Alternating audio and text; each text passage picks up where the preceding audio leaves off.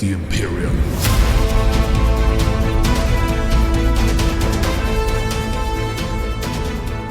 Hello and welcome to Ashes of the Imperium. My name is Dan, and today we are talking all about the brand new Space Marine Codex. Talking of brand new Space Marines, there's also an opportunity for you to win the Chaplain in Terminator armor and Captain with Jump Pack, and we'll be giving details of the giveaway later on in the episode, so stay tuned to find out more. In today's episode, we're going to be talking a little bit about the lore, a little bit about the background, what our favourite chapters are and why, and we'll also then be breaking some of the rules down, bit of an overview of most of the detachments, but then we're going to be doing a bit of a deep dive. We've written 1,000 point lists for two specific detachments, our favourite detachments. And joining me today to help me out with this Astartes extravaganza is my very good friend and returning guest of the podcast, Max. Welcome back to the show, Max. Hi. Good to be here, Dan. Thank you. Yeah, no, it's good to have you on. So Max joined us for an episode, I want to say like 2 or 3 years ago. Yeah, I think probably 3 years ago now. Goodness, yeah. It was that long time ago. By all means, check the back catalogue. Max joined us for an episode where we talked about Warhammer and mental health and all that jazz, and it was a really good chat. So I thought I'd bring Max on because I have a small announcement, well, a rather large announcement, in fact. So your listeners will notice that we have been quiet and sort of episodes recently have been a little bit kind of sporadic. Life, the universe and everything has been very busy for me and for Steve as well. So Steve and I had a chat, and we sort of put the podcast on pause for a few months whilst life kind of calmed down a little bit. And Steve has decided to take a little step away from the podcast as my co-host, and focus on his own personal hobby, because doing a podcast, it does take some time. You've got to read all the codexes, you've got to arrange time for recording, then you've got editing and stuff. And going forward, it's I'm kind of branching out. So we'll have a few more different guests on, and we'll be changing the format of the show slightly. But one thing I do want to say is like a massive, very public thank you to Steve as my sort of co-host. He's been with us from the very start of the podcast, back when 8th edition first launched, and Steve has brought so much like narrative awesomeness to the podcast, and I'm sure listeners will also kind of have enjoyed listening to it as much as I've enjoyed talking to him. So Steve being a fantastic co-host over the past few years, and look forward to seeing what he's doing now. He's got more time to focus on his hobby, and honestly, his like Twitter and Instagram is like absolutely popping off at the moment. He's doing some crazy like Necromunda kind of car chase scenarios at the moment, which is really cool to see. If you wanna follow him on Twitter, he's still at TinRacerSteve on Twitter. But anyway, we've got Max back on the show because Max is an Astartes fanboy, aren't you, Max? Well, of a particular bent, I would say now. Yeah, your Astartes have slightly more horns, don't they? Sell your soul, or something's happened to them. Yeah, absolutely. 9th edition, I got rid of the Imperium good boys and purchased a Night Lord's army. I've fallen, Dan. What can I say? I shall fetch the heavy flamer. But you were rolling with Raptors kind of through a lot of 8th and 9th, weren't you? Yeah, 8th edition was when I started up again, and began with some Space Wolves, who were fun, and then moved on to Raptors, but haven't got any Astartes armies at the moment, just the Chaos variant. Just the Chaos variant. But that's okay. Take your Chaos hat off and put your Loyalist hat back on. It'll be interesting to see whether after this podcast you maybe are inspired to start a new Astartes army. I've always got opinions, Dan. even if I've got no skin in the game, and that's not I've always got opinions of varying levels of value, but opinions Absolutely. Nevertheless. I was going to say, you've gone from supreme hobbyist Steve to casual old me, so to casual noob with significantly loud opinions. Absolutely. One of the things you said the Raptors and Space Wolves. One of the things that I'm really excited about 10th is the fact that detachments aren't linked to chapter keywords. Yeah, there is a rule. A good change. Oh, 100%. There is a rule in the codex that says only one chapter keyword can be used. So you cannot include units from more than one chapter in your army. So you have to have, if you're going to have if you're going to use Rebuta Guilliman, it has to be an Ultramarines army. Now, that's not to say that you can't paint all your dudes red and do a really cool like sanguine or conversion using Ribute Gilliman, just maybe not with wings, whatever. But that army is per the rules Ultramarines. Now, for me, that's an absolute converter's dream. Yeah, so flexibility. Absolutely, like hobby flexibility is a massive thing for me, especially as someone that's always struggles to like start armies because they're never like I never know whether I want to do Sons of Medusa.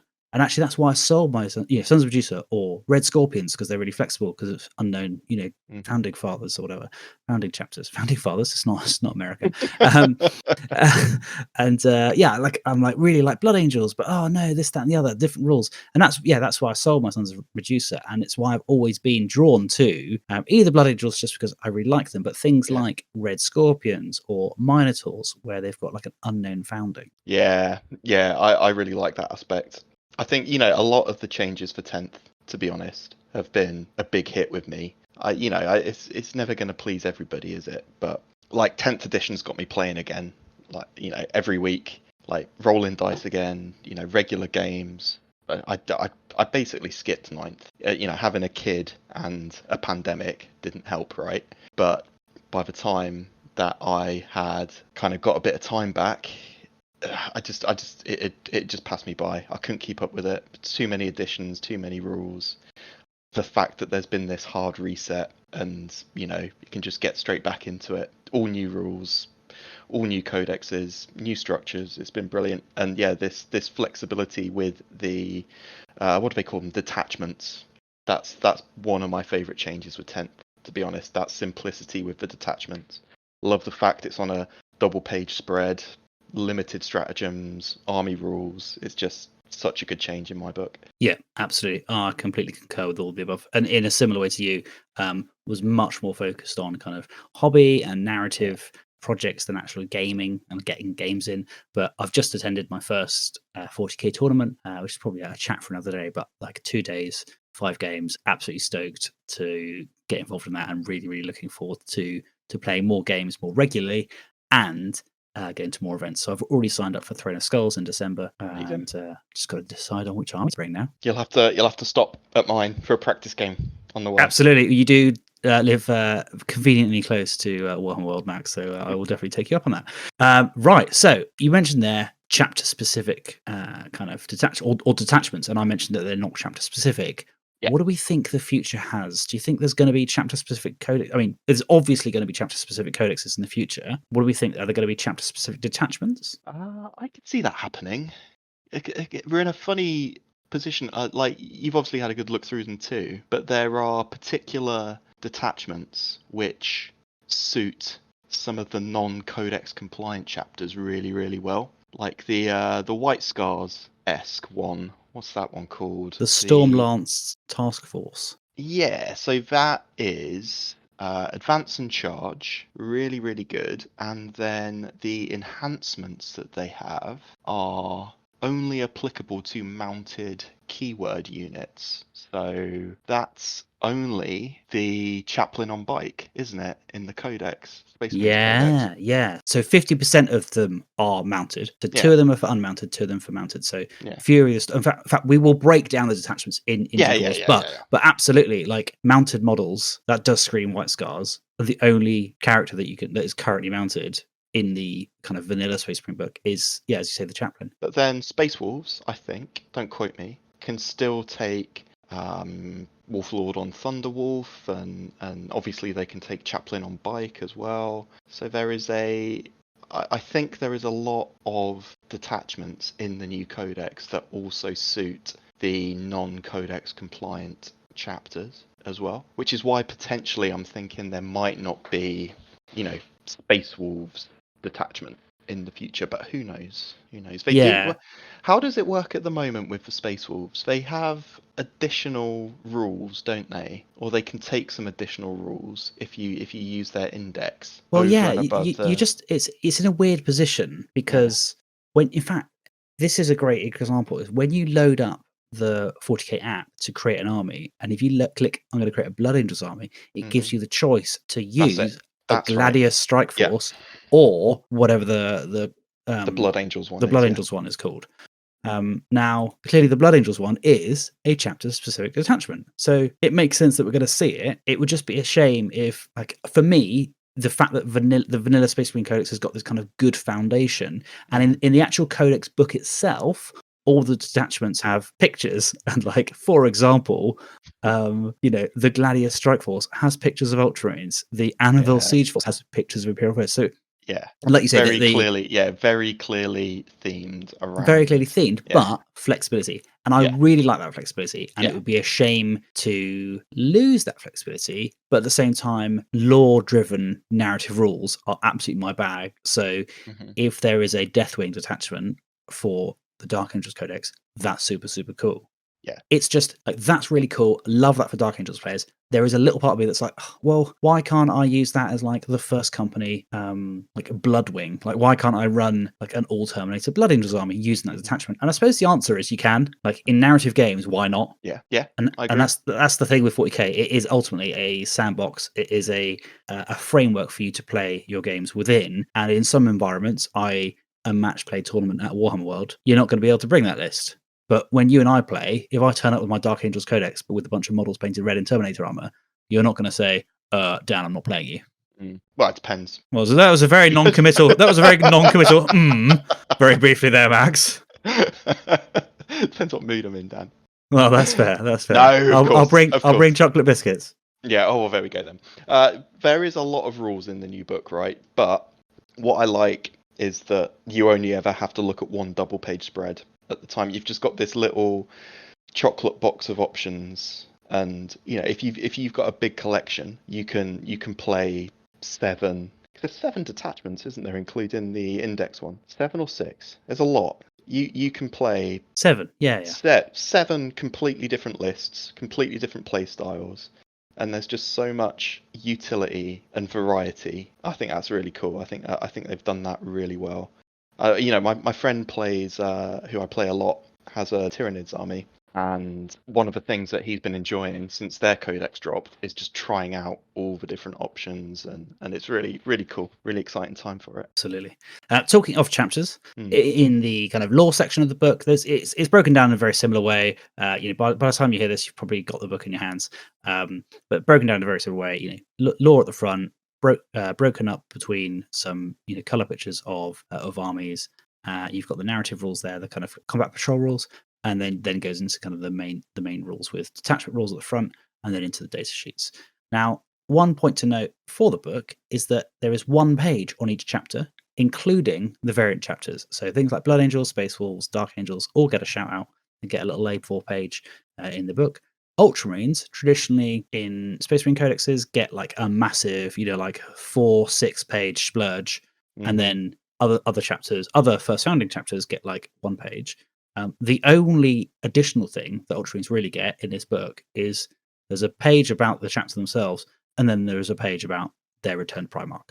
So that's really cool because, yes, Ultramarines are kind of like the poster boys for Space Marines and kind of 40k in general, but it is really cool to see that they're not kind of like massively pushed in the book, and that maybe that'll see like new players not feel as kind of like pressured or drawn to obligated to paint their boys blue. Absolutely. You should paint them red with yellow helmets, put jump packs on them, just like cool people do. So talking your first founding chapters, Max, what is your of all the 9 original legions and the first founding chapters, what's your favorite?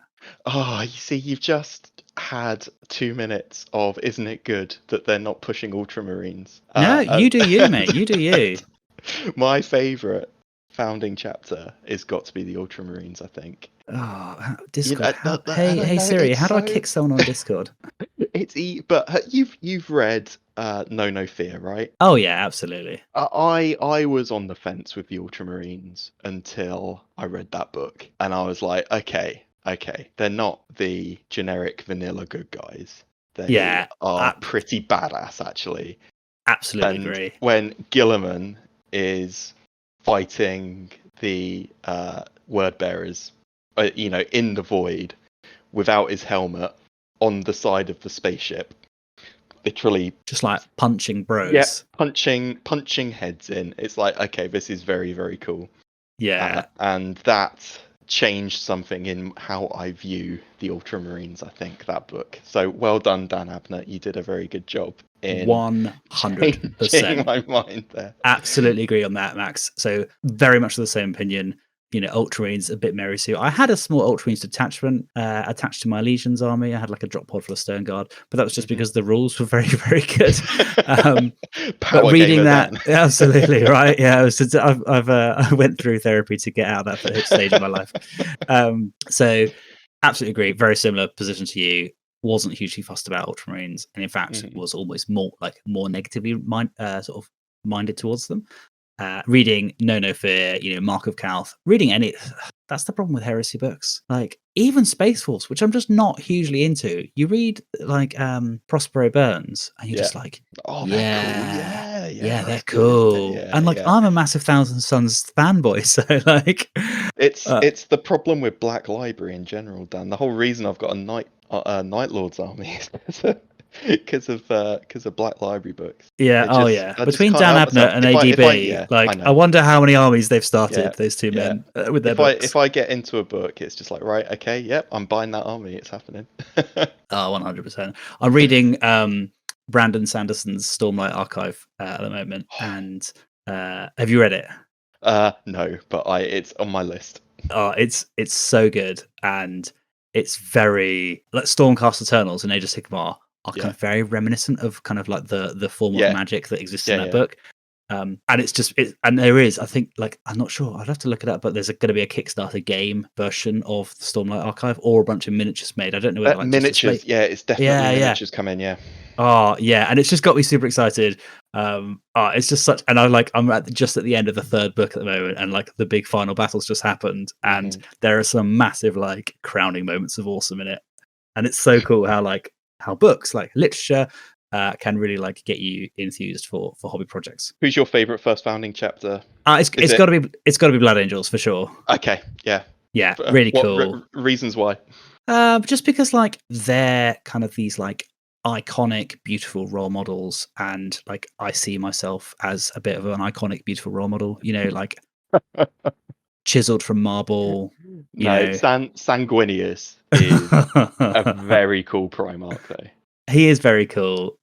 Cool heresy story. Like I've just like this year just moved into a new house. And I'm going to get. I found a high definition version of the Horus for the Emperor with Sanguinius lying at Horus's feet, like a high definition image of a file of that, and I'm going to get it printed out on nice good paper, quality paper, good quality paper with a bit of grain to it, and get it framed and stick it up in my hobby room because it's such a cool picture. Amazing. And even like the original black and white sketch of that, I remember seeing that in like a White Dwarf or something, and then it got redone, didn't it? And it's just there's that like original diorama in Warhammer World again, which I remember seeing in like a White Dwarf, and you can see it when you go around the museum. It's the whole Renaissance vibe I really like with Blood Angels. So it's, that kind of really, really cool aesthetic. The what's that elite unit? Sanguinary Guard. Sanguinary Guard. They're straight out of like an oil painting. 100%. And it reminds me of all my favorite paintings. Like when you go around the Louvre or something, it reminds me of like all my favorite like epic kind of classical mythological oil paintings that are like the size of a lorry that you see up, just like you're like yes, and like massively into my kind of like Greek and Roman mythology. And I know the Ultramarines kind of really channel that kind of Roman legionary kind of vibe. For me, the Blood Angels more, I think, channel that kind of Greek kind of that Greek city. More individual heroes, absolutely, myth and definitely, totally. And for me as a hobbyist as well, I like variety. My like hobby / literal ADHD, bouncing between various projects and things. I like the fact that I can paint gold armor. I like the fact that I can paint black armor. I like the fact that I can paint red armor, and they're all in the same army. A cohesive basing. Red's a very striking color, and also one thing I am a big fan of. I like different colored helmets. I like armies with separate, like for some, like Sons of Medusa, green army with white helmets, really cool. Loved that. But like, yellow helmets for assault marines, blue helmets for devastators. It's just something that really calls to me. Ultramarines have it too. Yeah, they've got red helmets for sergeants, don't they? White And helmets white helmets for vets. for that's right. Yeah, yeah. But that's not as pervasive, is it? It's not like No, no. But no. yeah, stop trying to Ultramarines fanboy. Let me have my moment in the light. Thank you Yeah, very you much, enjoy, Max. you enjoy your Blood Angel. Enjoy your pleasures. Right. Cool. So there's also a 4-page feature on successor chapters, and there is a subsequent 2-page feature on unknown foundings. And for me, this is quite controversial because it's got some chapters in there, like the Red Scorpions Yeah. and like the Minotaurs, who are kind of famously of unknown heritage. Mhm. Not every chapter can successfully trace its lineage directly back to one of the Primarchs. Over the millennia, records have been lost, destroyed, tampered with, or concealed. For some chapters, being ignorant of this part of their history is a source of immense frustration, and they take great pains to learn anything they can of their Brotherhood's origins, waging entire wars for even rumours of fragments of information. Others care little. They believe it is their task to defeat and kill the Emperor's foes, and that knowing or recovering lost parts of their history contributes little to the successful fulfillment of their purpose. Rumours often abound around these chapters regardless, as some demonstrate the traits of certain first founding chapters more than others, or even exhibit the characteristics of more than one equally. Just kind of hold that thought there. Like, rumours often abound, right? Mhm. These unknown founding chapters cannot experience the brotherhood often found between chapters descended from the same Primarch. Their alliances are therefore necessarily one on merit rather than relation, and the mystery that surrounds them sees them deemed suspect to some who might otherwise call them friend. Interesting. And I know the Minotaurs, Red Scorpions, have kind of got a bit of a kind of controversial vibe. Nonetheless, they're loyal chapters of the Adeptus Astartes, and they fight furiously for the Imperium. So that's really interesting because, like, they could have used the line here of like some chapters are recorded to have come from other chapters. However, using that kind of standard like 40k kind of like get out clause, or like, Yeah. however, the records and history of the Imperium are like, half of what you hear is a lie, half of which is you made up, the other half is propaganda, and the other half is, whatever, lost to the myths of time. It's talking there, rumours often bound around these chapters regardless, as some demonstrate the traits of certain first founding chapters. However, look at the Exorcists, right? They are like, this is retconning stuff. Like, they are Imperial Fist lineage. I have White Dwarf 462, April 2021. They ran like a let me grab it. Index Astartes article, like a 8 to 10 page article all about the Exorcists. And on page 49 of that White Dwarf, Gene Seed. The Exorcists trace the genetic lineage to Rogel Dawn, the Primarch of the Imperial Fists. And echoes of Dawn's legendary resolve can certainly be seen in the incorruptible nature of the chapter's warriors. Yet, like so many details of their heritage and identity, the Exorcists give no outward signs of this bloodline. What do you think that is? Do you think that's oversight, or do you think that's something sneaky happening? You never know. You never know with GW. It could just be they've employed someone who doesn't know the law as much as they should. You've got to think it's not just one. So Black Dragons, Salamanders. There is literally a Warcom article about them. When they released the new Age of Sigmar Dragons, there's literally a Warcom article that says it was like when is a dragon not a dragon, and it listed a bunch of things like this is fire dragons, this is void dragons, etc., etc., dragon ogres, and it's got a picture of a black dragon, successors of the salamanders. The black dragon, the dragons trace their origins to the cursed founding. Clues in the name there. Well, yeah, and that's also backed up. Do you remember the first founding book that came out, like the big hardback kind of dark blue book? I think it came out at the start of 9th. Kind of like coffee table kind of lore book with nice pictures and lore in it. Storm Giants and Black Dragons are both listed on the Salamanders page. Fire Lords, again, Black Library book suggests that they're Imperial Fists. It's just a very weird thing, like a very weird thing to like retcon like so much of it, because it doesn't. If it is a change that they're genuinely wanting to make, I can't see what they're lining up with that.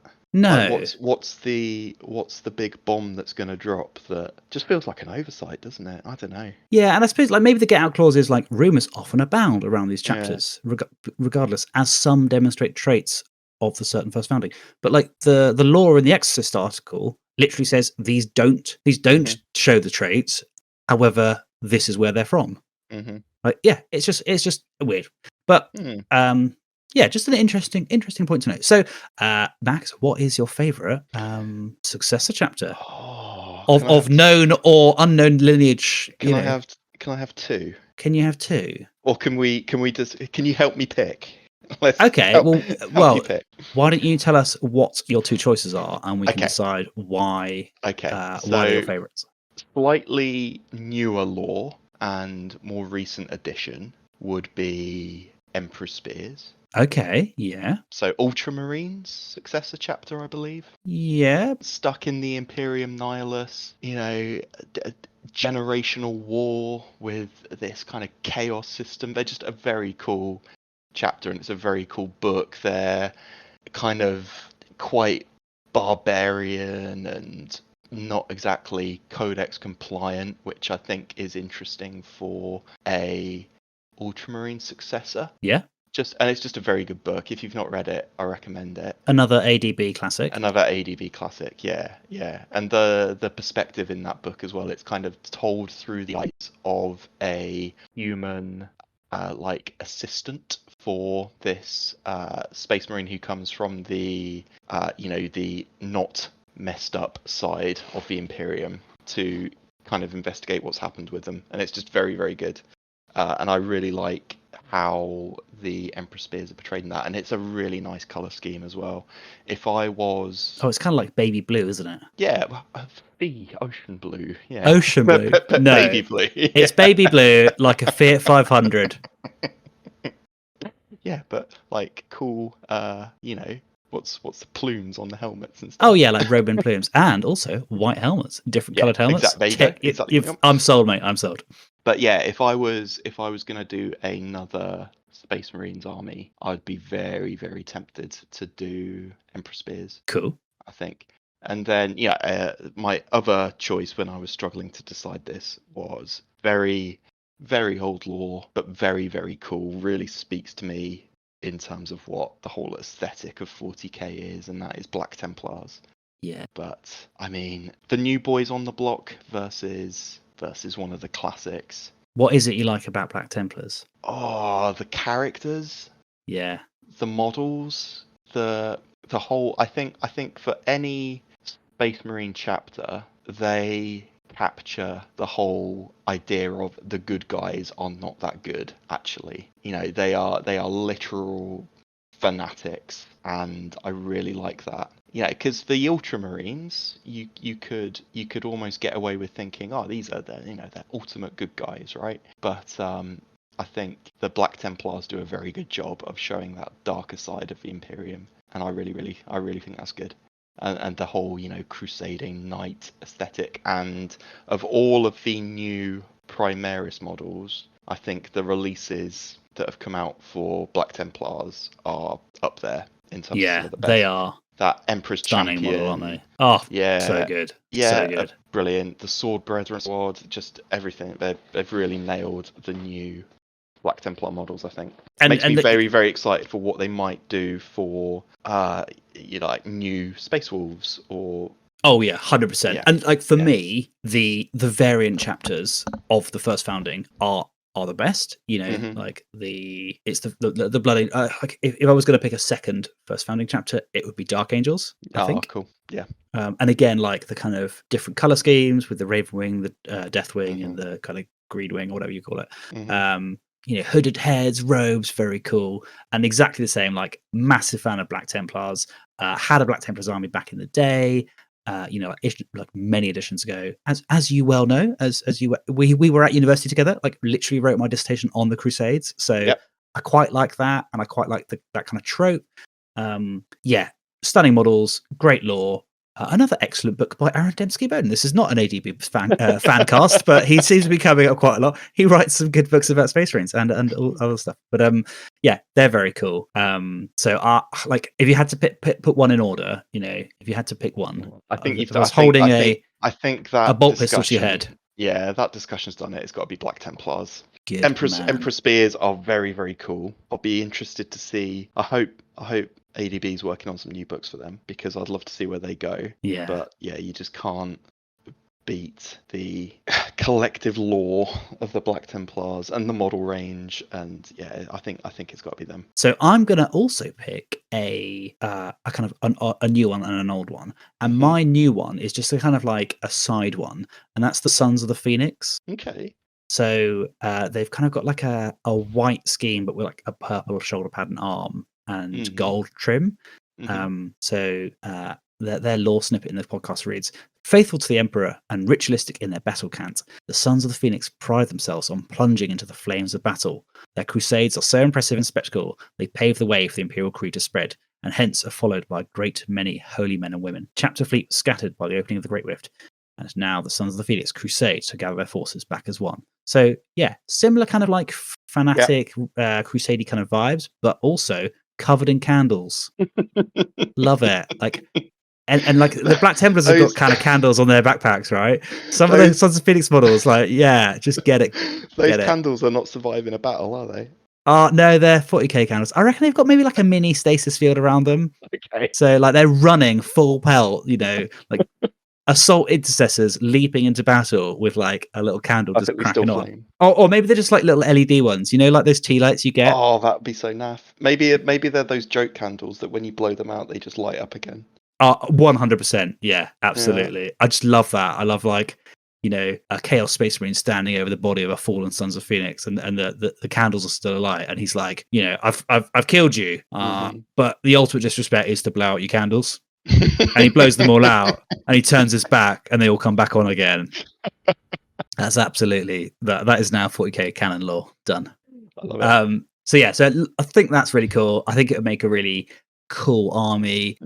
Being followed by a great many holy men and women. You could do some real kind of like fanatic, like Astra Militarum, imperial weirdos. Yeah, absolutely. Yeah. With like across the kind of Inquisition space, like Repentia, that kind of thing. What are those walkers called? The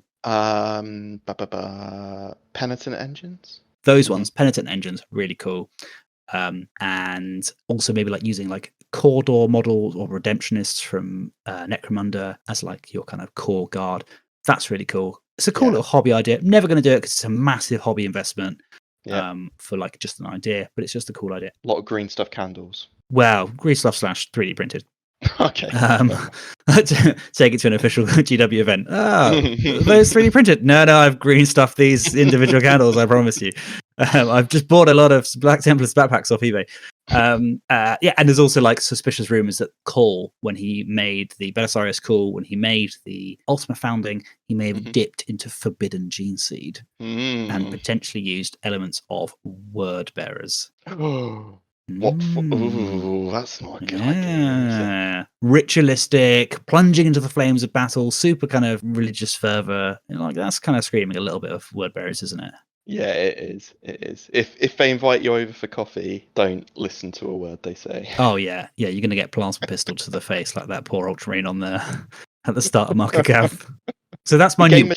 That's my new one. That's my new one. Cool. My old one. Basically pick any Bad War chapter. Like I can't like maybe Sons of Medusa, but then maybe Red Scorpions. I'd love to do an Astral Claws army, but like Primarisified, like Mantis Warriors. What a cool scheme! Now in 8th edition, I did Raptors. You did another Bad War chapter, and in fact, Exorcists are up there, which, as we all well know, are an Imperial Fist successor. So I did Raptors because they're easy to paint. Death Guard green spray. And exactly, Death Guard green, Agrax Shade, dry brush done. And I just wanted to get a lot of stuff done very, very quickly, play a lot of games, a lot of different units. I don't actually like their lore that much. They're kind of, army men, aren't they? Sneaky army men. Yeah. But there are some cool ones in there. Sons of Medusa. I loved your Sons of Medusa army. That was very cool. With that, I'll read you the lore. I'll read you the lore for the Raptors in the book. So, believed to have been founded from initiates training on Deliverance at the time of the Istvan V disaster, the Raptors are an ancient and well-respected chapter. They prize skilled marksmanship and independent thought, and view the Codex Astartes as a highly effective set of guidelines rather than absolute doctrine. That's cool. The Raptors are known for fielding substantial 10th Company assets, supported by waves of combat skimmers. Yeah, they're all right. They're all right. But my 8th edition list did not have that. They had waves of Assault Centurion. Yeah, no doubt. But to be fair, very similar for me. Like Sons of Medusa, love the scheme. And again, like I painted some of them green. I painted some of them in their traditional, like 2nd edition camo or like Rogue Trader camo thing. and I started painting up a dreadnought in red. In fact, no, I had a Deredea. I think I painted that. Did I paint that in red or green? I can't remember. But anyway, like variant. You did your Phobos guys in like Did my Phobos and the camo for sure. Yeah. I remember. I think I was going to paint the dreadnought red, but I think I just finished it up quickly for a tournament. But anyway, like I like that kind of variant of, you know, I basically like compartmented kind of sections of armies. That's cool. But actually, like lore wise, they're a bit like the whole Iron Hands kind of bloodline is just a bit like they're a bit kind of like one-dimensional. Yeah, that kind of like we are cold and calculating, and it's the same for Admech. Yeah. Love Admech and Mechanicum, really cool. But it's the whole like emotion is bad, therefore we are so logical. Like that is just not me. Like as a human, no. Like, a that's not us as a human, but also that's definitely not me. Hard to connect like, yeah, so it's hard to relate to. So I think I do like the more the ones with more human foibles. I like those ones more. Yeah, so, the flaws, like the Blood Angels, right? Yeah, yeah, absolutely. The flaw with a capital F. So Sons of Medusa. The Sons of Medusa are utterly ruthless and share the Iron Hand's reliance on the power of the machine and an intolerance for weakness of flesh. The chapter's unorthodox organizational doctrine sees its companies divided between 3 war clans and is notable for its furious aggression, large-scale use of armored transports, and thundering armored spearheads. But it drives deep into enemy lines. Yeah, not bad. Not bad. They're basically, there's so many. Oh, look, Covenant of Fire. You've just got like. If I mean, you can do whatever you want, can't you? Yeah, and there's so much out there. Like, so I'm just looking at Covenant of Fire. They have their shoulder pad is a book with a flame on it. Like, you know, you could just build them and you just use the Heresy Forge World word bearer pads. Yeah, like, that's you done. And there's so many cool third party. You know, like Dark Krakens. When there were a kind of White Dwarf chapter, or a chapter that was kind of made and sold via the White Dwarf kind of campaign series, and they're kind of black with purple shoulder pads and arms. Cool, like, you know, cool. Like they're very like famous for kind of like fighting underwater and stuff. There's a transfer sheet that came out of the White Dwarf, but like obviously that's now on eBay for like silly money. Yeah, just get like third party. You can print your own transfers. Yeah, I think Minotaurs would be really good fun to do. I think they would be really cool. And again, like lots of opportunity to draw the kind of like Stormcast, you know, Stormcast Eternal Shields and Spears and stuff like that. So much you do. They had that really epic Forge Word model, didn't they, for the Chapter Master? Oh, yeah, Culm. But reborn. Yeah. He was a like, wasn't he like a Leviathan Dreadnought? They had a Dreadnought model, but they had like a foot slogging Chapter Master model as well, and they were just so cool. Yeah, really cool. So the foot slogging Chapter Master model, I want to say, was later then brought out as a for the Minotaurs. Yeah. No, I am thinking of Red. I'm conflating too. Well, we have been talking about both. Yes, because Red Scorpions are the ones that are mentioned in the new decks, right? As having a non. Oh, what's his name? Moloch or something? Yes, something like that. Like, oh yeah, kind of 300 vibes. Came as a pair with one as a chaplain, and one as a chapter master. Mm-hmm. It was very good. Really cool. Really cool. Yeah. And you know what? Like the thing is, all these chapters, like we must have mentioned dozens now, right? They can all slot into the new detachment system, and you could like represent how that chapter operates quite happily, because you've kind of got a bit of everything, right? You know, there's the melee focus stuff, there's the shooty stuff, there's the vehicles things. There's like, that's one of the best things about this new book, is that opportunity to, like, you could get a lot of power out of the detachments and build very, very strong lists, but you can also build very kind of themed lists around them as well, which I think is really cool. I think that's absolutely spot on, and an excellent segue onto the rules, Max. Well done. Better at this than me. Yeah, absolutely. And like, we talked there about, like, let's say the Sons of Medusa, yes, very Iron Handsy, very lots of like armored vehicles. However, they did have a really cool kind of scout scheme in Rogue Trader, and you could just use the, like, for example, the Vanguard Spearhead, which is kind of sold as like the Raven Guardy one. You could just use that to represent the Phobos elements of Sons of Medusa, in the same way that you can use like the Iron Storm Spearhead, which is kind of sold as the Iron Hands. You can do that as like your like Green Wing, or something like that. For Dark Angels, like loads of like Predators and Rhinos with dudes and Land Raiders. Mm-hmm. So let's talk a little bit about the rules, Max. So Oath of Moment. Oath of Moment has changed. I'm glad. Yeah, You're glad that it's changed? I'm very glad it's changed. It was look, I'm happy that they had it while they had it, but I'm sure a lot of Marine players had a lot of fun pointing at and deleting a unit every single turn, but it was a bit much for me. Yeah. Having played against it, it was having said, oh, we're going to get rid of rerolls, or we're going to reduce rerolls. Oh, here's reroll. It was like having a mobile 8th edition Guilliman every single turn. Just reroll hits, reroll wounds. It was I don't think it was a good rule at launch. I'm glad they've changed it. So comparing the old and new, so the old version is at the start of your command phase, you select one unit from your opponent's army until the start of your next command phase. Each time a model from your army with this ability makes an attack that targets that enemy unit. So an attack, not a shooting or assault, just an attack. Mm-hmm. You can reroll the hit and reroll the wound roll. Mm-hmm. Not pick one or the other, just pick both. Just have both.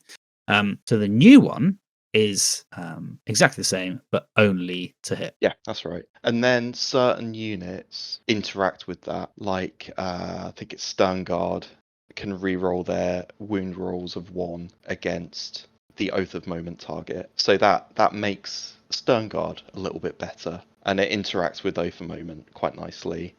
One of the new detachments as well, the First Company Task Force. They have their detachment rule is extremist level threat, and that means that once per game you get old Oath of Moment rules. Basically, you can reroll your wound rolls against the Oath target. So they've given, I think, a much needed nerf to it because it was too powerful. I think not. It wasn't like game breaking because it's not like Marines have been running away with it in the tournament scene and stuff. It just wasn't much of a fun. It just wasn't a fun rule to play against, I don't think.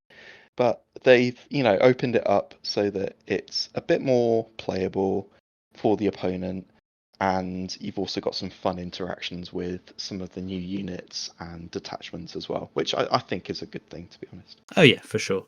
And this is a rule that exists across any Yeah, Adeptus Astartes army.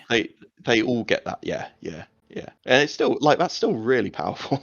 Oh yeah, 100%. It's an awesome rule, and I like it because from a fluff perspective, I that's what the Space Marines would do, right? They would assess the battlefield.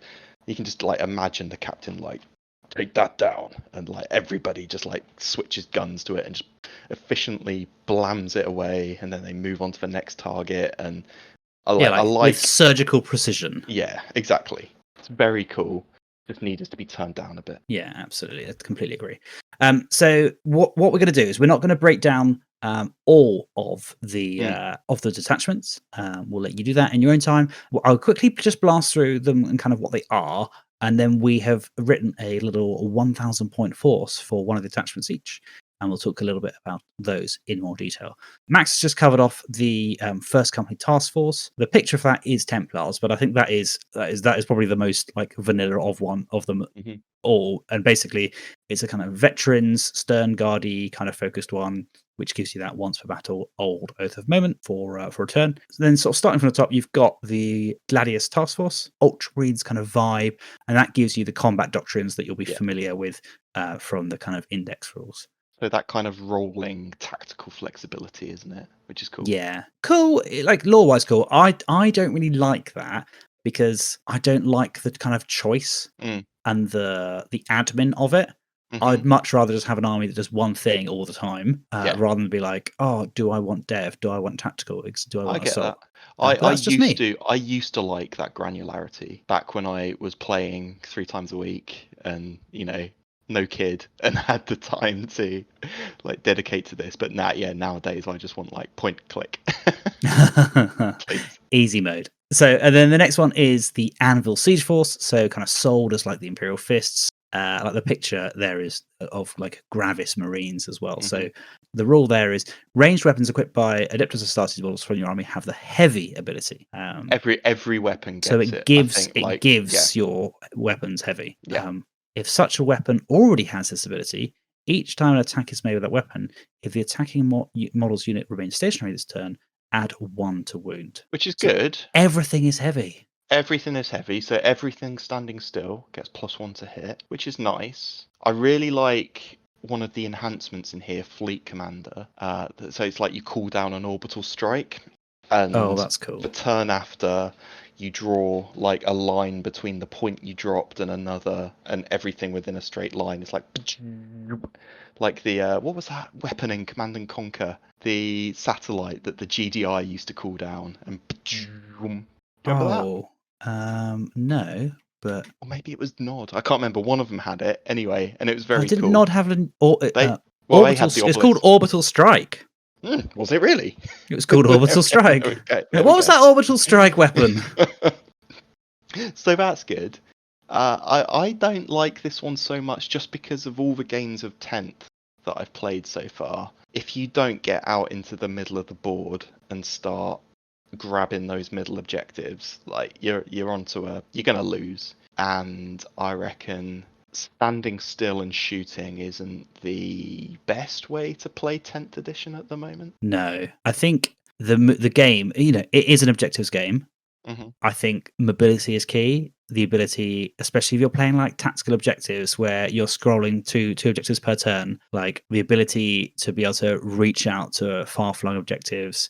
If your opponent, if you draw a tempting target and your opponent's like, yeah, come and get this one over in no man's land, and you're like, well, I've built my list around heavy intercessors. But like, I suppose the comeback to that is if you're going to build your list around heavy intercessors, you don't do tactical objectives. You do fixed objectives. Do fixed, and you'd be like, right, I'm going to bring it down. And yeah, absolutely. Yeah. No, that's true. That's true. Very true. Yeah, I quite like the Architect of War enhancement, which allows you to, when the bearer is leading a unit, ranged weapons equipped by models in that unit have the ignores cover ability. That's good. Yeah, because, oh gosh, cover is everywhere now, which is awesome. Like, it's quite easy to get cover, so anything that increases AP or removes cover is really powerful at the minute, I think, and gives a lot of added power to your units. So that's a good one, actually. Yeah, absolutely. Right, next one, we've got the Iron Storm Spearhead, sold as a kind of Iron Handsy one, very kind of vehicle focused. And the detachment rule for this one is Armored Wrath. Once per phase for each Adeptus Astartes unit in your army, you can re-roll 1 hit, 1 wound, or 1 damage roll made for a model in that unit. So it's hit, wound, or damage, not you can do each one. I think that was the old Iron Hands chapter tactic or something very similar. It was I think it was like the Salamanders used to have that one, actually. Like it was. Did they? And Eldar as well. And then when they did the build your own chapters in 8th, and I don't know, I can't remember if they had those in 9th as well. It was like Master Artisans or something. It was called. That's right. Yeah. And then there's like a bunch of enhancement that's, for example, like give you feel no pain, or give like this is a good one. Tech Marine model only. When a friendly Adeptus Astartes vehicle model is within 6 inches of the bearer, weapons equipped by that vehicle model has lethal hits abilities. Yeah, I think that's probably got the ability to be a bit abused somehow. I'm not sure how, but the enhancements in this one, they're kind of like stick it on a Tech Marine and then they give stuff to vehicles, isn't it? I liked the Adept of the Omnissiah, which lets you like blank the incoming damage from a single failed save. So I don't know if like a horrible damage, a railgun, a Tau railgun gets through, you can just be like, nope, damage 0. Oh yeah, that one. yeah. That's and cool. that's that. Well, so again, like just like we were saying, like these are kind of flexible. So yeah, 50% of the enhancements are for Tech Marines, and it kind of is suggesting like this is for vehicles. But the other two, one just like Adeptus Astartes models only. The bearer has feel no pain 4+, and the other one is Adeptus Astartes model only, not a Tech Marine, but whilst a friendly vehicle is within 6 that of that bearer, the vehicle unit is eligible to shoot even if it fell back or advance. So they're not all Tech Marine, and then even not all vehicles, but it does kind of. I don't see how you're taking this and not like pushing the vehicle vibes. Yeah, Yeah. Unless you really want Field of Pain. The one after is the Firestorm Assault Force, which we will talk about in a minute. Mhm. The one after is Stormlance Task Force. Again, I'll talk about that one. And then finally, the Vanguard Spearhead. So very Phobos orientated. And again, 2 of the enhancements are focused on Phobos. You've got a Raven Guard picture. It's that kind of vibe. And the Yeah. detachment rule is Shadow Masters. Each time a ranged attack targets an Adeptus Astartes unit from your army, unless the attacking model is within 12 inches, subtract 1 from the hit roll, and the target has the benefit of cover against that attack. I think this is one of those funny ones where the detachment rule doesn't necessarily gel with the kind of theme of the detachment. Okay. Because if you're taking like a Phobos heavy Raven Guard, they're going to be like up in the middle of the board, scout moving or infiltrating or deep striking, and I think the times when they're actually going to be more than 12 away is going to be quite rare. But if you were taking something like loads of heavy intercessors and tanks sitting in the backfield with -1 to shoot, and the benefit of cover is actually really strong and really powerful. But this one reminds me a bit of when I used to play Raven Guard in late 8th edition. Okay. And there's loads of, so where this does lean into Phobos and stuff is there's loads of like tricksy move, double move, fall back from charges kind of shenanigans you can do, loads of move stuff, which I think from an objective game would be really powerful, for a skilled player who's really studied this and got their strats sorted. I think they could get a lot of do some really cool stuff with this actually. But then you're also going to have a load of kind of Raven Guardy units in the back that are really benefiting from the fact that you've got -1 to hit from outside 12 and the benefit of cover. And let's see, one of the enhancements, the Blade Driven Deep allows the bearer to infiltrate along with a unit of infantry. So you could infiltrate 10 Deathwing Knights into the middle of the board or something if you took it with Dark Angels, or I don't know, Logan Grimnar and a load of Wolfguard Terminators or something. Yeah, that's pretty cool, isn't it? Yeah, that's what, like when I used to deep strike Assault Centurions and move them up and they'd be like 4 inches away from I don't know. I think it kind of, I see what they're going for here, but I think it doesn't, of all the detachments, I think this has got a really powerful one, but I think it doesn't quite speak to the chapter that it was kind of modelled on, if you see what I mean. Yeah, I know what you mean. I think it's like something like the Blade Driven Deep, really cool thing, and it has the ability to like do some pretty impressive like quirks or some like gimmicks. But as more codexes come out, especially things that play with infiltrators, then I think you're going to see maybe like the utility of that detachment potentially drop. But it's a good one. I like Shadow War Veteran, which is just like you can like vect, agents of vect an enemy strat. So like just turn off a stratagem, which is really powerful. I hate playing against those kinds of tactics. Oh yeah, because it particularly now increases the stratagem cost by 1, doesn't it? Yeah, particularly now because there's so few stratagems and the the amount of CP you have. Oh yeah, people aren't starting with like 12 CP, which I love. I think it's a great change, but it just means that getting that key strat off at that important time is so crucial, and anything that can stop that is nasty. Yeah, especially if your opponent's like saving that CP, they're like, "Oh, I'm gonna, I'm not." Up. Oh no, something like an interrupt, like a close combat, assault phase interrupt. Yeah. I can't remember what the actual strategem's called, but like it costs 2 CP. Your opponent doesn't spend 2 whole CP for the whole of their turn, or the whole of your turn, whatever, so that they can interrupt the combat or whatever it might be, and then they say, right, cool, I'm gonna keep this 2 CP and do the interrupt thing, and then you say no, it costs 3 CP. Feels bad.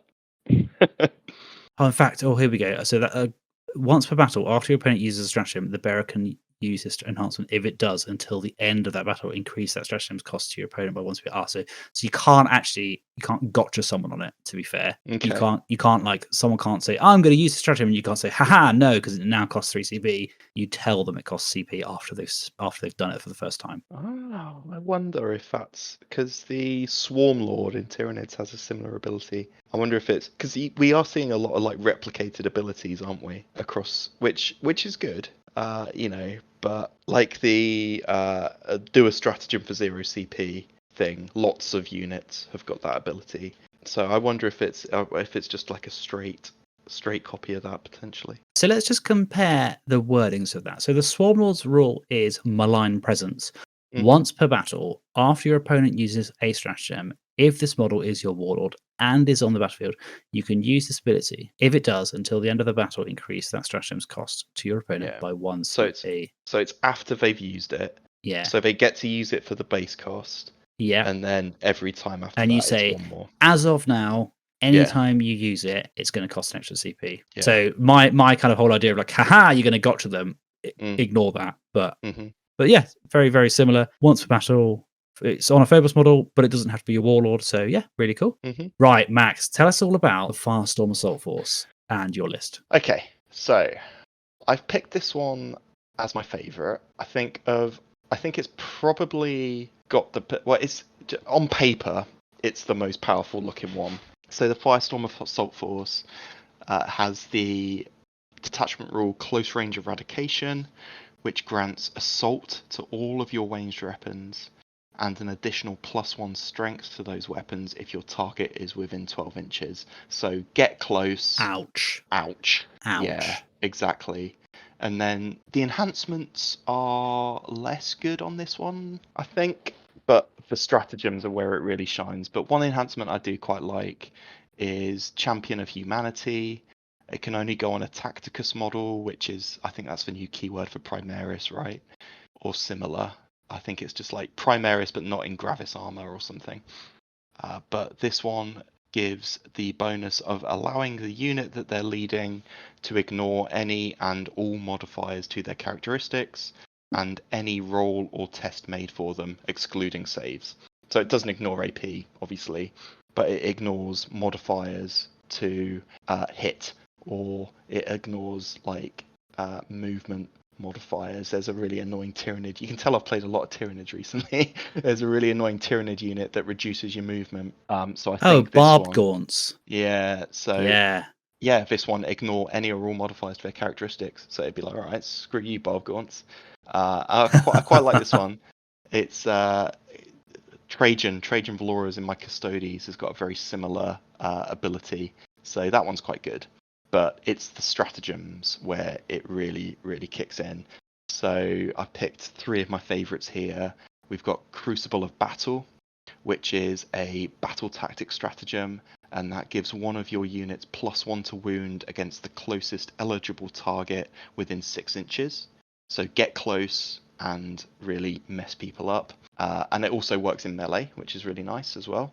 And then Burning Vengeance, which is another battle tactic stratagem, and that allows you to disembark a unit from a transport after an enemy unit has resolved its tax against that transport. So someone shoots at your Land Raider, you can pop this strat, the guys can get out and immediately return fire, which is hilarious. I love it. It's like, you scratched my car. What you did? Have some bullets. Love it. And anything that's like free movement on your opponent's turn is really cool. One of my favorite things in the new edition is the rapid ingress strat. Just one of the like basic stratagems that everybody gets, which allows you to like deep strike in your opponent's turn. I love that. Yeah. I use that so many times. So anything that is like movement in your opponent's turn is awesome. Anything that's like extra shooting is really good. And then the final one I've picked out is Immolation Protocols. Again, so cool. Cool. Another battle tactic strat. And this one means that in your shooting phase, it gives all of your units' torrent weapons the devastating wounds ability, which is horrific.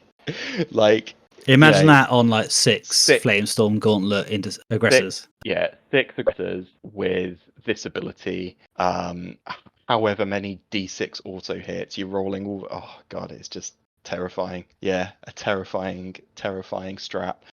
And the fact that all three of those are battle tactic stratagems, I think, is quite important, because, correct me if I'm wrong, but a recent change they made in the latest balance update was for those kind of captain abilities that means you can use a stratagem for free. That only now applies to battle tactic stratagems, I think. I think all of the other stratagem categories, it doesn't allow you to use them on anymore. I know this because in my Custodes, my fights first ability, I can't do that for free anymore.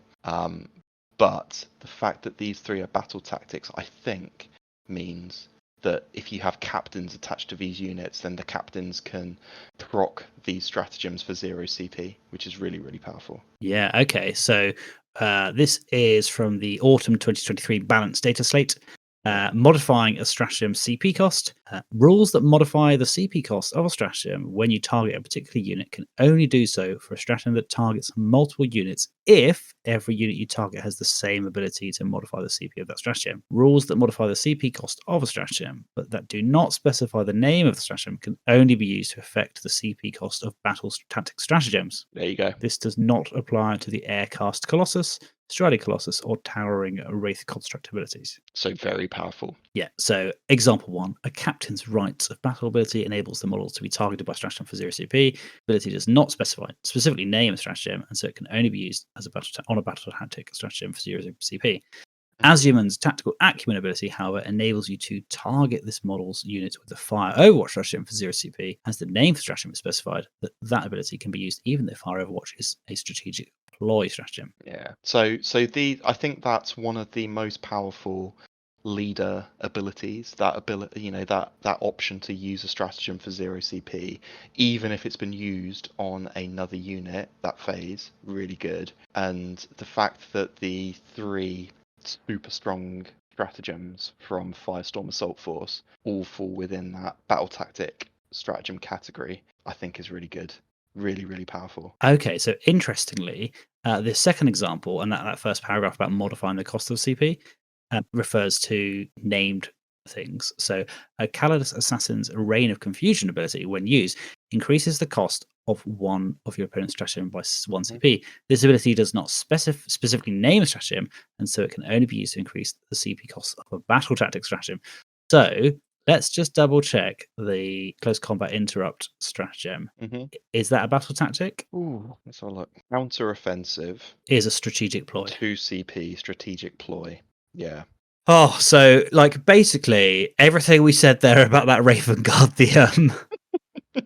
what you could do is you could wait until someone use it and then deploy it. Like A, no, that's not the rule, and B, that's a strategic ploy, so you can't do that anyway. I knew I didn't like that detachment for a reason, Dan. Yeah, there we go. So we were our answer was right. Our working out was wrong. It's too intelligent for us these days. I just fill Impulsor with flamey boys, drive up, get out, burn. Perfect. That's about as much as I can.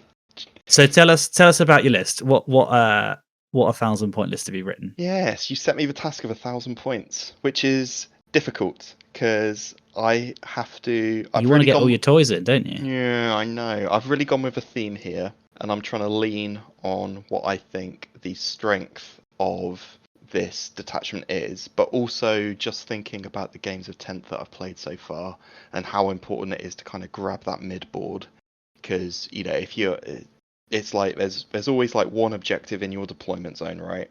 Yeah. 3 in no man's land, and then like 1 in your opponent's. So yeah, and if you've got hidden supplies, sometimes it's 4, right?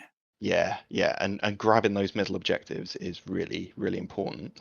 So I have gone for a Captain in Gravis armor as my warlord and one of my leaders, a Primaris Captain just in Mark 10 armor or whatever mark it is, just a bog standard Primaris Captain, and that is to get the Rights of Battle ability, so I can get those stratagems off for 0 CP. And then for dedicated transports, I've got 2 impulsors. And the really important thing with impulsors is their assault vehicle ability. So units that are in an impulsor can disembark after hit is advanced, and they count as having made a normal move, but they cannot declare a charge. But I mean, when you're getting out and shooting, who cares about charging? So in the 2 impulsors, I'm going to put 2 5-man Infernus squads, and one of them would have the Primaris captain attached to them. So the whole thing there is advance up onto a middle objective. The impulsor can kind of sit there and hold that. Jump out your Infernus guys, do some flaming, buffed up by one of those stratagems, and really, really hurt the whoever you're pointing at, really, because their guns are strength 5, which is decent, but then if you're getting out close enough, you're going to be looking at strength 6, which is wounding a lot of non-Astartes infantry on 2s, which is really, really powerful. And if you pop something like Crucible of Battle on there, you get another +1 to wounds. So it's really kind of overlapping all of the detachment buffs. And then the final thing, this is like where I've thrown, let's see, yeah, I've chucked almost half my points at this final piece, is a Land Raider filled with 6 aggressors. Although, if I took 6 aggressors, I wouldn't be able to take... No, so it would have to be 5 aggressors with... Then you're paying the 6-man points of 5 dudes. Yeah, that's true. So, but then I can attach the captain in there, because I think the Land Raider can only transport 6 Gravis models. Okay. So it's take 1 less aggressor and put the captain in, so that you can get the stratagems. And he's also a bit of a beat stick. And he's in Gravis armor himself, isn't it? So it looks cool, doesn't it? Yeah, exactly. And I think at 1,000 points, paying that extra point for the aggressor you're not taking to put them in a Land Raider, which has assault ramp, so you can get out, shoot, and charge as well.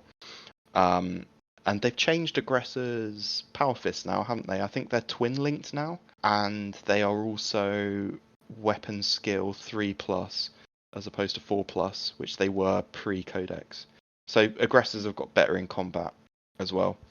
But the whole shtick of this list is advance into the middle, hold the middle objectives with your vehicles, and then obliterate whatever's in front of you with flame with the rest of it. And you've obviously got some good anti-infantry with all the flamers, with the Land Raider, and you can chuck a load of missiles on the impulsors. You've got a little bit of anti-tank. You've got a bit of anti-tank with the aggressors, with their power fists. So I thought, it's obviously very all my eggs in one basket, but I think it could counter quite a few different threats at 1,000 points. I obviously love it because it's very heavily themed. What made you go for a Land Raider with the Godhammer pattern las cannons rather than embracing the flamey theme and going for the Redeemer? Yeah, I think just having that little bit of anti-tank in there, just because stuff is such high toughness now. You come up against a monster or another vehicle, another tank. I just think you need that +10 strength weaponry in your list. Otherwise, it's just going to be something that you can't even tickle it. Yeah, that makes sense. Yeah. And what chapter? So this is, lots of flames suggest salamanders, but you've said you're not a huge fan of salamanders. Or sorry, that's me projecting my own lack of fanness towards salamanders. You haven't specifically mentioned that you like salamanders, I should say. Yeah, they're okay. If I was doing this as a hobby project, and I think it would be a lot of fun, I would do Tyrannic War Ultramarine veterans. Okay. So I would model them as like a purge force. Yeah. So really battered up armor, lots and lots of like missing limbs, very battle damaged, very grim and grubby, and they have been like clearing Tyranids with flame for years and years and years, and I would like really lean into that. I think you could do some cool stuff with the vehicles, like get some like Hive Tyrant trophies on Oh there. yeah, yeah, They're like, 100%. so they're like monster hunting Tyranid purgers is how I would model this up. Love that. Love that. Yeah, Or can I make a suggestion? you can. What other chapter that you said you're a big fan of is very good at purging with flame in Holy Well, Righteous Fire? of course.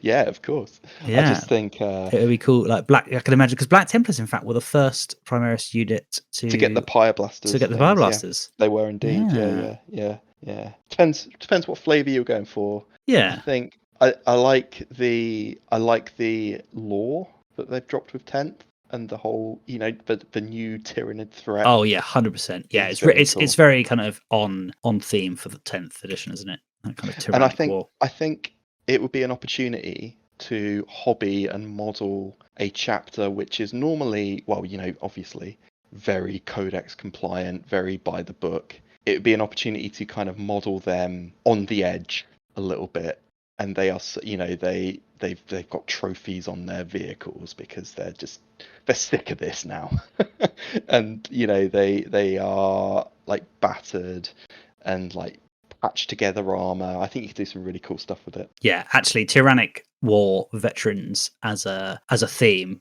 really cool. Love those old models.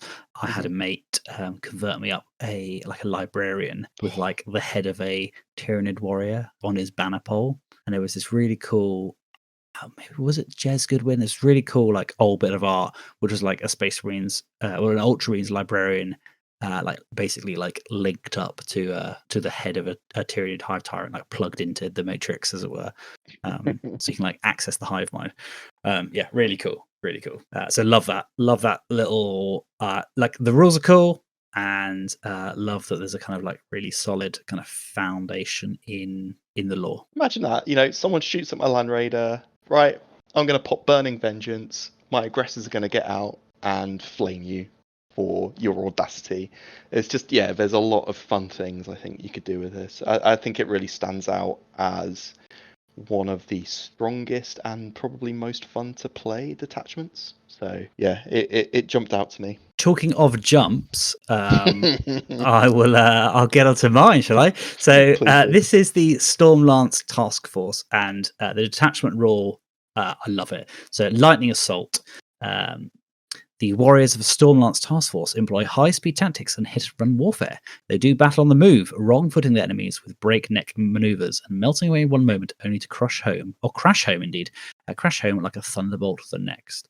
So the image here is a bunch of White Scars Outriders, and this is obviously meant to be the White Scars bike one, but I actually went for a slightly sort of, we kind of touched on bikes, but also went for this is Blood Angels, right? Yeah. And the new Assault Intercessors are out. They're really cool models, and I thought, what a great way to kind of get those in the army. So you start off with a captain with jump pack, and he leads 10 Assault Intercessors with jump packs. And in fact, sorry, I've just read the lore for the background for Lightning, so I haven't actually told you what the rule is.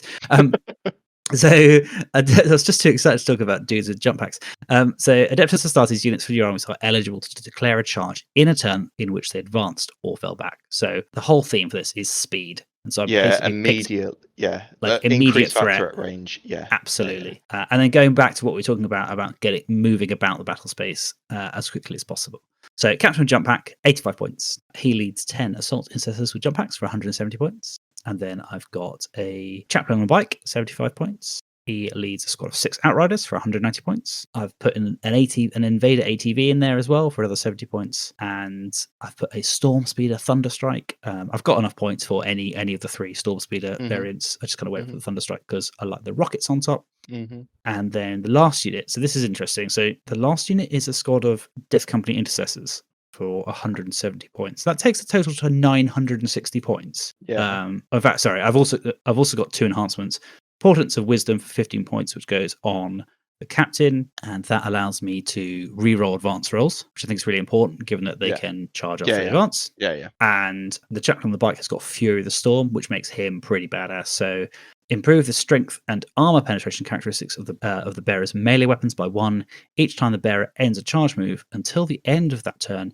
Improve the strength and armor penetration characteristics of the bearer's melee weapons by 2 Oh, instead. that's really good. So what's the chaplain's base strength with his Crozius? 6 or something, I'm guessing? I haven't had a look. What would it be? So his Crozius is, base strength 6. So you go to, on the charge, you're wounding like Marine equivalents on 2+. On 2s. Which is really good. Yeah, that's really good. At AP 3 as well. Yeah, oh yeah. So 5 attacks. Fury of the Storm sounds like Fury of the Storm, Dragon Force song as well. Yeah, absolutely. It's just, that's your theme tune. You can just imagine him like blasting that from his Space Marine bike. I like that. I think that's really good. I tell you what, I think is really underrated as well is fall back and charge. Oh, 100%. Like advance and charge is very obvious why that's good, but fall back and charge, the ability to like proc fights first again is so helpful because, of course, the way that fight priority works now is after the fights first step, it would be your opponent would then get to swing back. First. So if your dudes were still in combat from the previous turn, then whoever they were still in combat with would be attacking them. But the fact that they can fall back and charge, that's really good. Yeah. And he also combos well. So Catechism of Fire. So each time this model's unit is selected to shoot, you can select one enemy unit within 12 inches and visible to this model until the end of the phase. Ranged weapons equipped by models in this unit. Models in this model's unit have the devastating wounds ability when targeting that enemy unit. And Listening of Hate. When this model is leading a unit, each time a model in that unit makes a melee attack, add 1 to the wound roll. So, like Outriders, they're not exactly like the the best thing in since in slice bed in combat, but like the Astartes Chainsword, adding 1 to there's wounds, a lot of attacks. there's a lot of attacks, and also the shooting weapons with that devastating wounds thing. Like it's not not to be sniffed at. This could be really good with like Raven Wing, couldn't it? Oh yeah, 100%. Taking like some Black Knights, or this could be really cool. Or Space Wolves with Thunder Wolves. But no, I like both of my current armies are very, very melee focused. And if I hadn't picked the Firestorm Assault Force, I would have had a play with Stormlance and thought about what fun you could have with these lists. And I think you picked a good one there. Well, so I haven't even finished the list. That's the thing. So we've got. Sorry. We got to start talking about chaplains on bikes. So you've got a captain with the assault intercessors. You've got the chaplain with the bikes. You've then got the Invader IATV and the Storm Speeder. But I've also put in 10 Death Company intercessors. Now, they're 170 points at the moment, and that takes a total of my list to 960. And the reason I've done that is because I don't want Death Company intercessors. I want Death Company assault intercessors with jump packs. Yeah. So I've left 40 points there for as and when the kind of Blood Angels rules come out, I can have a bit of space to kind of put jump packs on these dudes. Death Company are one of my favourite units. 100%. I kind of want to do a full Death Company army with like Brutalis dreadnoughts and like that'd be so much fun. Yeah, really cool. Like big infantry. Little part of me wants to do like them all in drop pods as well. Yeah. Just like loads of foot slogging intercessors jumping out of drop pods. But as we've discussed, this game is a objective game, and like you deploy all your drop pods, and then suddenly you'll just foot slogging a bunch of infantry around. So you can get onto the objectives, you just can't then get around the board necessarily as quickly as possible. But yeah, I just think I think it's a really cool thematic army. You could drop the Invader. Outriders at 6 Outriders takes quite a lot of chewing through as well. There's a lot of wounds in there, right? Yeah, and you could drop the Invader. So the ATV is 70 points. Yeah. A chaplain with a jump pack is 75 points. So again, you could drop the Invader ATV and stick a jump pack chaplain on there. That would just be like the firstborn one, but they could go with the Death Company intercessors once they've got packs on them. Yeah, I like it. It's got some cool strats. So until you got one that targets an Adeptus Astartes unit from your army that was selected as a target of one or more of the attacking unit's attacks. So you can reduce the armor penetration characteristic of that attack. So you've got a bunch of infantry and bikes. Yes, they are relatively vulnerable, but you can help reduce the AP of enemy weapons to help them survive a little bit more. You can also give range weapons equipped by models in your unit that have the you can give them assault ability, Mm-hmm. which means you can shoot Well, them because off you're going after to you be advance. advancing a lot, right? Yeah. So. Absolutely. Mhm. And if the weapons already have assault, they get sustained hit 1 as well. It's decent. Full throttle, pick a mounted or vehicle unit, excluding walkers, until the end of that phase. If your unit advances, do not make an advance roll for it. Instead, until the end of that phase, add 6 to the movement, or 9 if they're mounted. So I can make my So bikes. your outriders could go what's their base move +9 and then charge. Yeah, so 12-inch move normally. So you're talking a 21-inch move plus a charge. Oh, very good. Yeah. Yeah. So the captain has Portents of Wisdom, which is reroll advance rolls. Okay. So you could theoretically put Portents of Wisdom on the chaplain on bikes instead if you didn't want him to be punchy, and you could just roll the dice for the bikes, and then you have your foot dudes automatically advancing 6 because they don't necessarily have the movement of the bikes. Yeah. But I think if a unit's got a strength, I think you're worth just doubling down on that strength. Double down on it. Yeah. Yeah, like make the bikes insane. Like that's 21-inch move. Like regardless whether you're charging or not, like 21 inches is like that gets you across the board, doesn't it? Yeah, I mean, you could use it to grab a table quarter. There's a lot of utility there. Yeah. Yeah, and you can. This is. I love this. So to be fair, that is 2 CP, so it is an investment. Okay. But you can also give reroll charge with a stratagem for 1 CP. Oh, that's really handy. So until the end of your turn, you can re-roll charge rolls made for the unit, and melee weapons equipped by models in that unit have the lance ability. Oh, nice. So that's extra strength on the charge, is it? I can't remember how lance works this edition. That is weapons with lance in their profile are known as lance weapons. Thank you. Thank you, core rules. Each time an attack is made with such weapon, if the bearer made a charge move, add 1 to the attack's wound roll. Oh, nice. So it's just a flat +1 to wound. Yeah. Really good then, yeah. So imagine that on your Fury of the Storm Chaplain on a bike. Anything at toughness 4 or below, he's already wounding on 2s. Anything toughness 5, 6, 7, yeah. With he's that wounding on ability, 3s, or with this ability, it's 2s. Yeah. And then anything higher than that, you go from 5s to 4s, which Yeah, is, anything up to strength, 50-50, like toughness 8, anything below toughness 8, you're going from 4s to 3s. Yeah. Like, I'm sure the listeners can work out the maths, but like that's good. That's good, It's right? really good. Yeah. Especially with AP3. Yeah, and stuff is tough to wound this edition.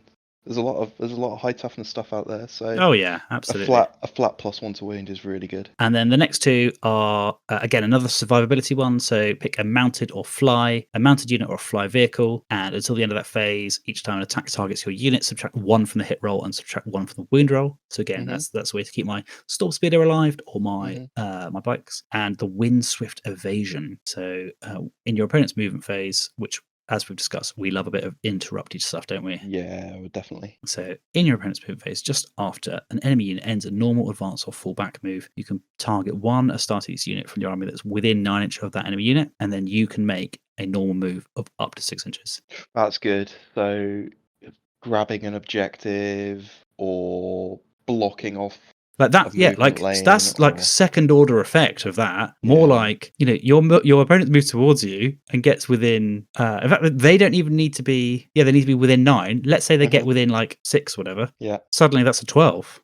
Yeah, I like that. Like, I think that's decent. And yeah, you've just said there, the second order effect, you could then get onto an objective for sure. Maybe you put your strong OC units on there or something, but I think that's really good. That's a really good little stratagem.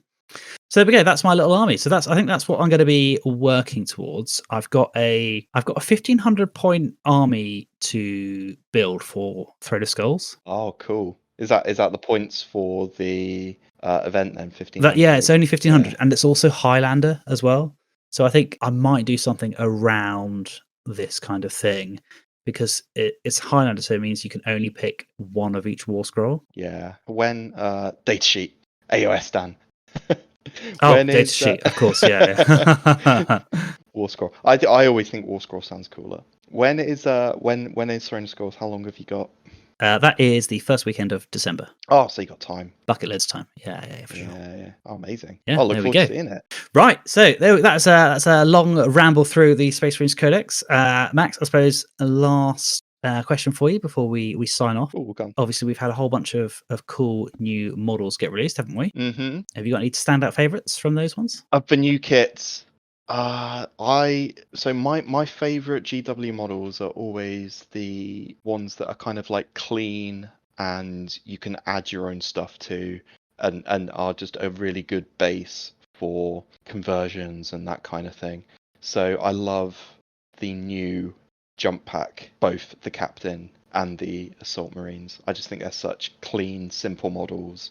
You could put all sorts of gubbins on those, convert them up. You could do so much with them. So I think they're my standouts. Yeah, I think you're probably right. But yeah, Company Heroes is such a cool. They are awesome. Like just as models, like I don't like squads like that in the game.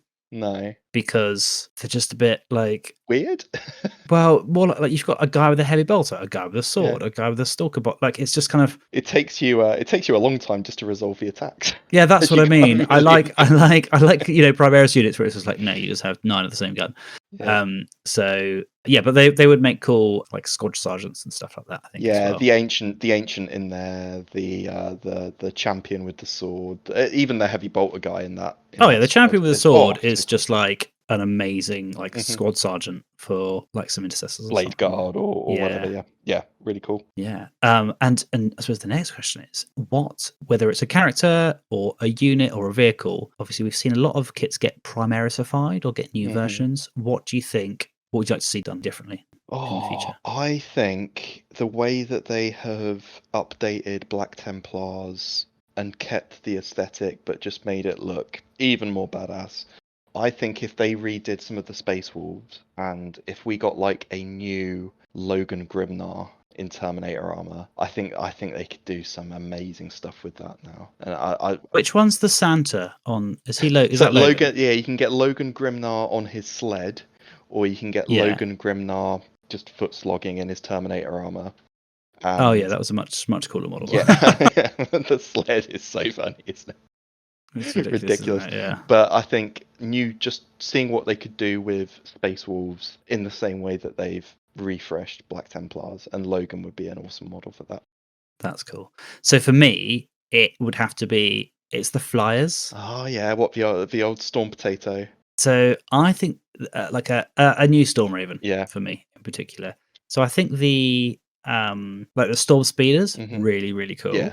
The Storm Talon I'm not a huge fan of. The Storm Hawk, with its sort of wider wings, it's got a slightly different profile. I prefer that more. Is the Storm Talon the really kind of dumpy little one?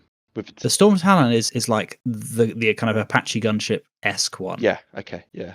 And the Storm Raven is like the big, the bigger one, square, square one. Yeah. Neither of them look particularly sleek, you know. Whereas if you look at something like the Corvus Blackstar, that's a cool model. Like that's a really cool model. Well, the Raven Wing have got some cool flyers, but similar kind of profile. But yeah, they could do something a lot. Oh yeah, like the Raven Wing Dark Talon. Yeah, I think they could do. Yeah, just compare like the Dark Talon in terms of like the Dark Talon. Ultimately, that core is very similar to the Stormcat Talon, but it's just got such a better like silhouette. Yeah, I agree. Yeah, and the Corvus Blackstar is just badass. Like obviously it looks like the dropship from Aliens, which helps as well. But yeah, I just think like the Space Marine, like vanilla Space Marine Flyers have just got a bit of a bad kind of like it's just the kind of they were built in a different era. It's like if I asked my little girl to draw an airplane, she would draw something that looked a bit like that, I think. Looks a little bit better than a Storm Raven, yeah. But yeah, I'd like to see like new Space Marine Flyers, like Primaris Space Marine Flyers would just be badass because they'd look awesome. Yeah, definitely. Talking of new releases, we mentioned a giveaway at the start of the podcast, and if you want to be in with a chance to win a copy of the Chaplain in Terminator armor or Captain with Jump Pack, then there's 2 ways you can enter and 2 ways you can win. So when this episode goes live, we'll be posting an episode post on Instagram. So if you follow us on Instagram, like that post and put a comment on that post, you'll be entered into the draw. And if you head over to YouTube/AOTI40K, subscribe to the channel and stick a comment on the episode video when it goes up, you'll also be entered. So there's 2 chances to enter. You could potentially even win both, and we'll randomise the winners and randomise which model goes to which winner. And the only thing we ask in return is that once you've painted the models up, slide into our DMs, show us a picture. We'd love to see what you've done with the models. Well, Max, look forward to seeing your Ultramarines Tyranid 1,000-point army at some point in the near future. Awesome. Thank you so much for having me, Dan. I've really enjoyed it. No worries. Keep calm and crusade on.